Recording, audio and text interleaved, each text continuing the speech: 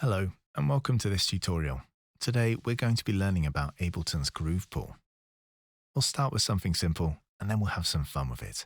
So to begin, bring your mouse down to the bottom left-hand window. If you can't see a window open, you can left-click on the little arrow to hide or show the window. At the moment, our Groove Pool is empty, so to load a groove, simply right-click and select Browse Groove Library. Now, if we come up to the right-hand window above, we can see all the different types of grooves that Ableton has built in. We can click the little arrow to look inside each folder. We can even preview them by clicking once. If you can't hear them, make sure the little blue headphone button is turned on so it glows blue. To load one of these, simply double-click or drag and drop them into the Groove Pool. I think I'm in the mood for some two-step. Now, I've built us a drum beat already, and it's sounding okay, but it's sounding a bit stiff and hasn't got much of a groove.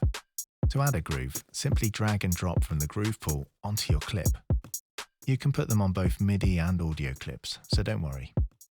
We can change how much groove to add by adjusting the timing amount. Maybe add a tiny bit of random, just to keep things sounding natural, and can even adjust the velocity to decide how much the groove will determine how loud or quiet each drum hit is. Now, the other cool thing we can do with Ableton's grooves is to extract a groove from a sample.